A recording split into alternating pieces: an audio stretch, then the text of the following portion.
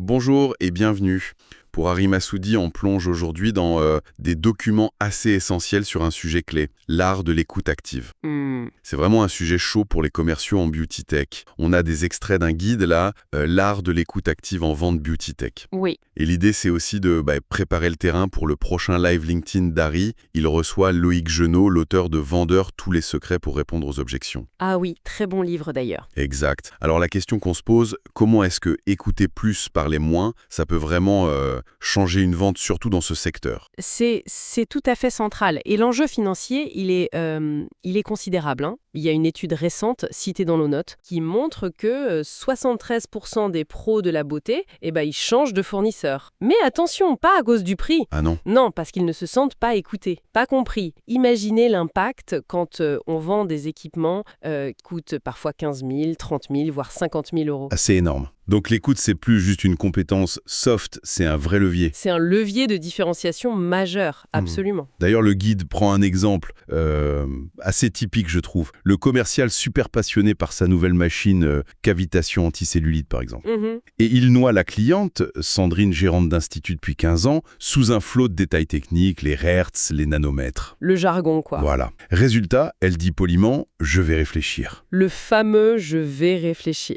Exactement. Et puis elle signe ailleurs, parfois même plus cher. Pourquoi? Parce qu'elle avait besoin qu'on parle de ses problèmes à elle, ses défis quotidiens, pas juste de la machine. C'est pile ça. Et c'est là qu'intervient l'écoute active. Le matériel qu'on a distingue bien 3 niveaux. C'est intéressant. Ah ouais, lesquels? Le premier niveau, c'est l'écoute factuelle. Le prospect arrive et dit bon, je cherche un appareil de micro-needling. Ok, la demande brute. Voilà. Et la réaction classique du vendeur, c'est quoi? C'est de sortir la brochure, de présenter la machine. Oui, logique. Alors que l'écoute active, elle, pousse à demander autre chose. Par exemple, ah, intéressant, dites-moi, qu'est-ce qui vous amène à chercher cette technologie spécifiquement maintenant? Ah oui, le maintenant est clé, ça change tout. Ça change la dynamique, oui. D'accord, ça, c'est le factuel. Et le deuxième niveau, alors, c'est quoi? Le deuxième, c'est l'écoute émotionnelle. Et là, ça devient plus subtil. J'imagine, faut pas non plus jouer au psy, quoi. Non, non, pas du tout. C'est pas une thérapie, mais c'est capter ce qui se cache derrière les mots. La vraie réponse à pourquoi le micro-needling maintenant, ça pourrait être en fait, j'ai une peur bleue de perdre mes meilleures clientes. Ah! Et elle commence à aller voir la concurrence qui est mieux équipée que moi. L'émotion clé, ici, c'est la peur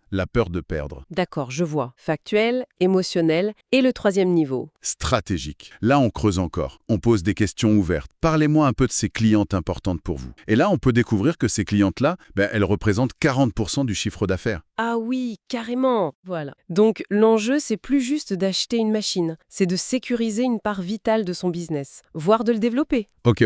Donc, comprendre les besoins cachés, les émotions, les enjeux business derrière la demande initiale. D'ailleurs, les documents listent des freins émotionnels assez courants chez les gérantes, non? Oui, tout à fait. La peur de la complexité technique, par exemple. La question typique, est-ce que mon équipe va y arriver? Est-ce que c'est pas trop compliqué à utiliser? Ou l'angoisse du retour sur investissement. Exactement. Bon, c'est un gros investissement. Quand est-ce que ça va être rentable? C'est normal comme question. Et face à ça, l'erreur fatale, c'est... L'overdose technique, c'est ce que dit le guide. Sortir toute la fiche produit, alors notre laser diode 808 nanomètres, il a un système de refroidissement saphir, une puissance de crête de X joules. Alors que la cliente, elle s'en fiche un peu de ça au fond. Ce qu'elle veut savoir, c'est l'impact contré. Il faut traduire. Au lieu de parler du laser 808 nanomètres, dire, ce qui est génial avec ça, c'est que vos clientes, même bronzées en plein été, elles pourront continuer leur épilation définitive, sans risque et sans interruption. Ça parle. Le bénéfice client d'abord, toujours. Toujours commencer par le bénéfice client. C'est la règle d'or. Et pour aider à faire ça, le guide propose des questions assez puissantes, je trouve. J'aime bien celle-là. Si vous ne deviez régler qu'un seul problème majeur dans votre institut cette année, ça serait quoi?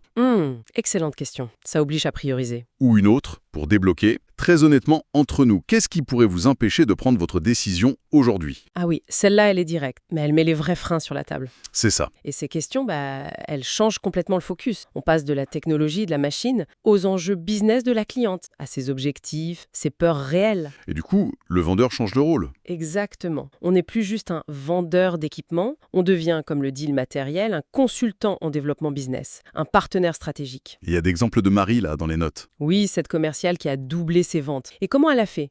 Elle commençait systématiquement par écouter les frustrations. Par exemple, une prospecte Isabelle, qui cherchait une solution anti-âge premium, mais qui n'avait pas le budget pour embaucher. Marie a écouté ça avant même de parler de sa machine de radiofréquence. Elle a compris le problème avant de proposer la solution. C'est vraiment ça, l'idée centrale. Donc, si on résume un peu pour Harry Massoudi et ceux qui nous écoutent, maîtriser cette écoute active, surtout au niveau émotionnel et stratégique. Oui, émotionnel et stratégique. C'est pas juste une technique de vente en plus. C'est vraiment la clé pour construire une relation de confiance solide. Absolument. Et pour se différencier, pour devenir ce partenaire indispensable dont les pros de la beauté ont besoin. Avec des bénéfices très concrets à la fin. Des ventes plus rapides, des paniers moyens plus élevés et surtout des clients fidèles. Tout à fait. Il s'agit de comprendre le pourquoi derrière l'achat. Le pourquoi profond, bien plus que le quoi. C'est cette compréhension qui transforme tout. Et d'ailleurs, pour ceux qui voudraient, Oui. aller plus loin, creuser ces techniques, Oui, justement. Pour ceux qui veulent approfondir, échanger sur leur propre cas, poser des questions à un expert reconnu du terrain, il y a le live LinkedIn d'Harry.